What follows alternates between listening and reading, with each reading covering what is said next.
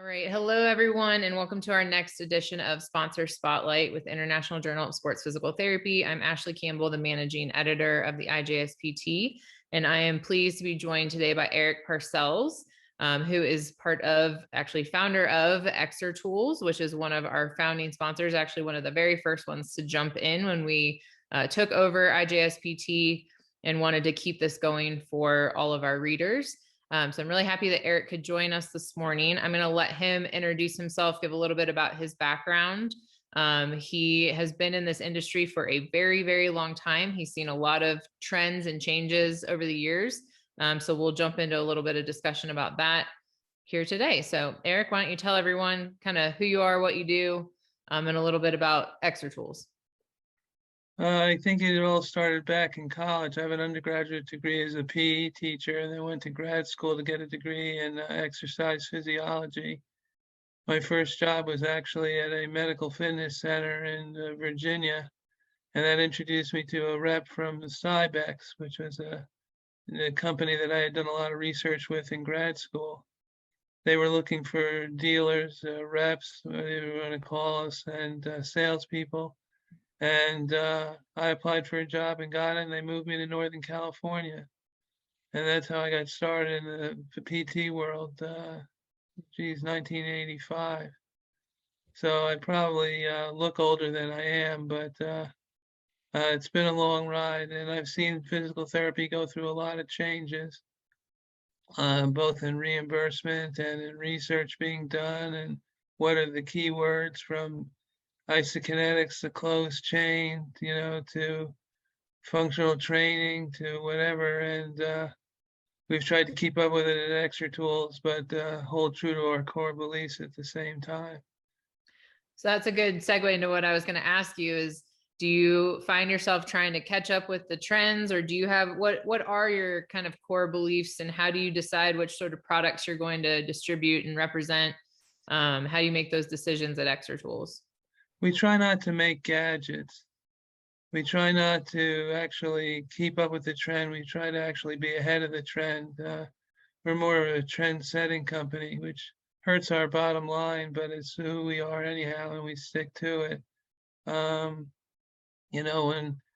every once in a while we get a hit like the plyoback rebounder, where it's just an aha and everybody has to have one. But the last couple of years, we've been doing a lot with mobility, stability, and balance and sensory work. And there's not quite an aha to that. There's a lot more education involved, which is one of the reasons why we got involved with you guys, because there's just not enough solid research in the physical therapy world, and it's necessary. It's very difficult when you're doing human subject studies. There's so many variables. And when you add an injury on top of that, it's even more so. So the more research we get, the more likely we are to find out what's real. Yeah, and that's a really great point. And I think I really, and we as a journal really appreciate the fact that you aren't just trying to chase down the trends and sell the latest and greatest gizmo or gadget or whatever is popping out there.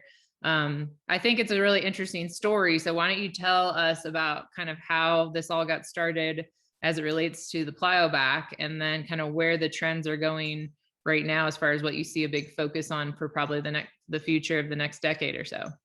I'll keep things in perspective of the plyoback, because you could really get lost in it. But I was a rep for Cybex for 5 years in Northern California, and one of the PTs, one of my better customers, was Don Chu. He's just recently retired at 80 years old, believe it or not.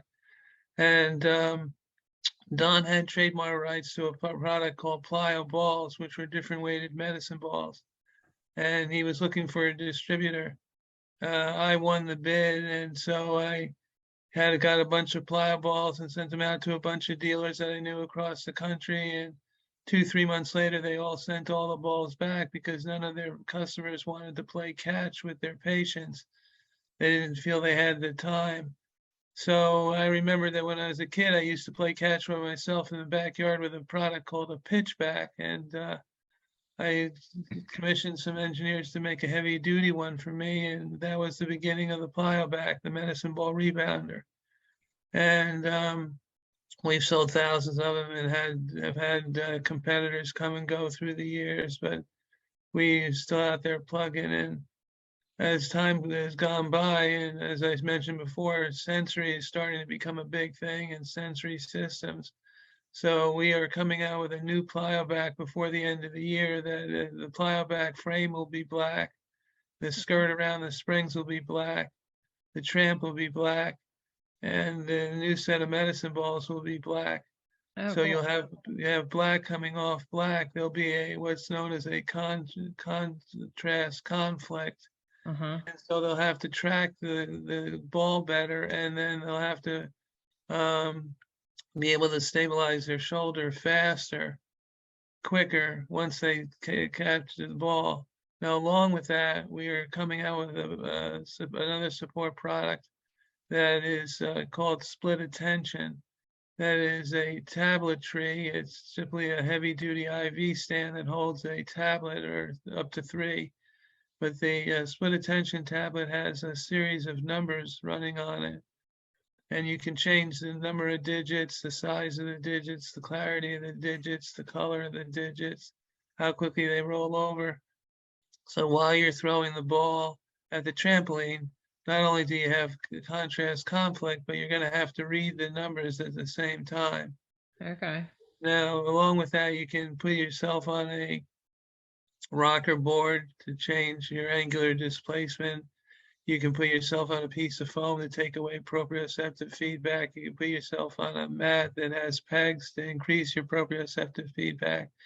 And so we're coming out with a sensory station rebounder, basically, where the therapist can adjust the environment that the patient is in to get the appropriate physiological response they need for that patient based on sensory work. Yeah.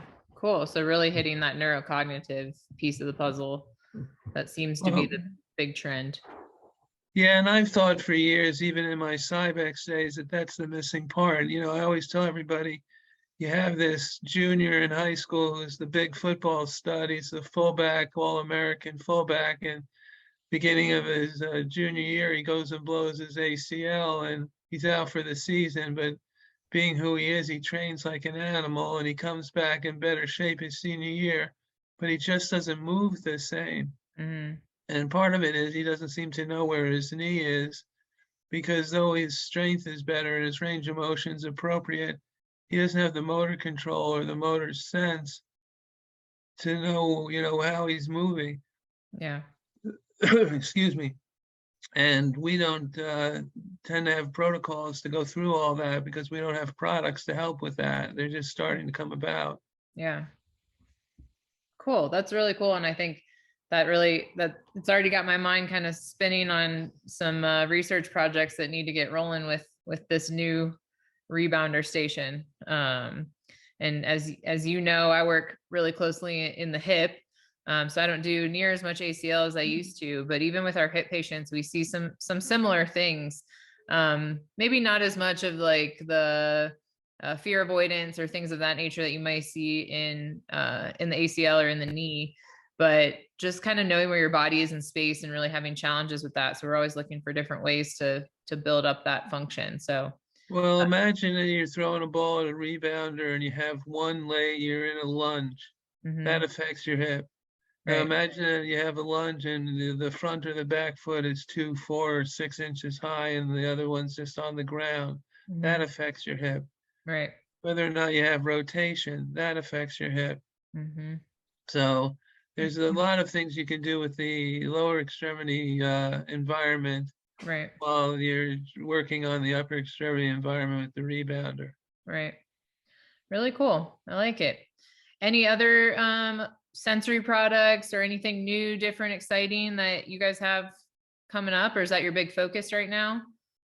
Um, we have relations with 2 other companies that have simple products for mobility, stability, and balance, and we're coming out with one that supports them. Okay. One is called an S3, the letter S, the number 3. Their website is s3balance.com. And it's nothing more than a stabilization balance station where you can actually do all your exercises inside like a heavy duty walker, if you will. Okay. And You can practice sit to stand, you can practice transfer, and you can practice all your stabilization exercises.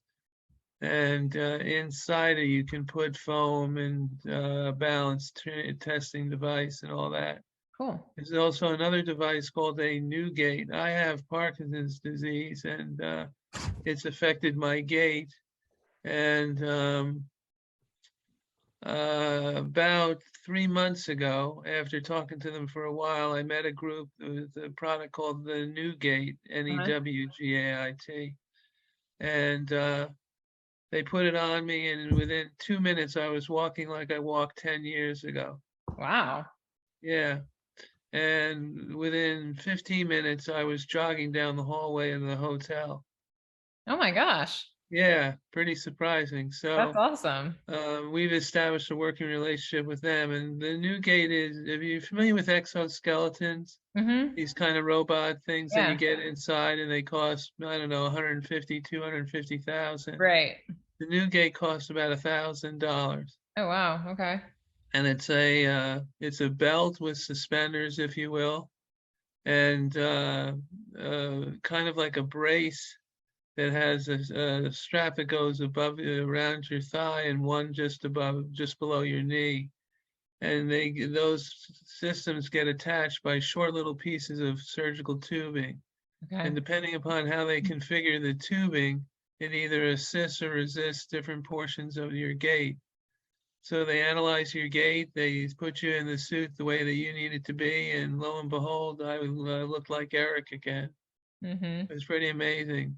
That's awesome. So with that in mind, myself and two partners of mine are coming out with a product that is a belt that has 4 vibration sensors, one at 12, one at 3, one at 6, one at 9 o'clock. And you put the belt on, you zero yourself to the belt. And then as you're moving, if you move too far in one direction within your cone of stability, the belt will vibrate, telling you move back into your neutral Okay. zone. Very And cool. there's already research that shows that it decreases risk of falling. And we're going to try to put together a program where you're using it with the new gait and within doing your exercises within the S3. Awesome. Very cool. And one last thing, which is Yeah. kind of way out in left field. Um, a friend of mine from high school who I hadn't talked to in 30 some odd years has a son that has cerebral palsy, is about 35. Mm-hmm. And he has a company that teaches them how to paddleboard and how to windsurf and stuff like that. Okay. And so he patented a product that basically connects a stationary bike to a treadmill that as you pedal the bike, when there are these poles that are attached to the crank of the bike, and attached to the other end of the pole is like a ski boot. Mm-hmm. And you put the person in the boots, and as you pedal the bike, it walks them on the treadmill Oh like an wow. exoskeleton device. Okay. And we should have that ready to introduce probably Q1 of next year. Awesome. Very cool. Lots of good stuff coming out. Yeah, it's been an exhausting couple of years. Well, it sounds like a lot of things that can help a lot of different people across the board, all the ranges of rehab from the sports PT world all the way to, neuro and geriatric and, hitting all of the different target audiences, which is great. So, And I kind of think they're all interchangeable anyhow. So sure. Well, that's awesome. Well, is there anything else you want to let people know about Exertools or best ways to get in touch with you if people are interested in some of these new products or even old ones to use you guys? yeah, the easiest way is to call me direct. With the Parkinson's, I don't type quite like I used to, so I can read the emails, but I don't. I tend to respond like with 1 or 2 words, and then people think I'm being rude. I don't mean to be at all. Okay. But you can call me day or night. It's 707-570-5158. My email is Eric, ERIC, at exertools.com. Exertools is EXER, like exercise. Tools, TOOLS.com. And Perfect. And feel free, what's that? feel free. Okay. Well, I'm going to put that up when I edit this video, I'm going to throw that on a slide at the end so everyone will have that available. And we'll also put it below in the YouTube comments so that everyone will have access to that. So Perfect. I appreciate you taking the time today. I appreciate everyone that watches this, and you, Eric, for being patient with. I have my friend's dog here with me, Boss. So he wanted to make an appearance today, apparently. So at least he didn't bark. I'm glad Boss could join us. Boss is thankful I didn't put him outside in the kennel. So I appreciate you taking the time, Eric, and we'll be sure to follow up with you when all these new things are out to market. And I look forward to hopefully getting some research put out. If anyone that sees this is interested in a project or anything, we'd be happy to connect you with Eric and help out with getting that done. We're always looking to help support our clinicians in getting some good clinical evidence out to market so that everyone understands the how and the why of using all these types of products. So we will be in touch soon, I'm sure. Thanks so much. Enjoy your weekend. Thank you. You too.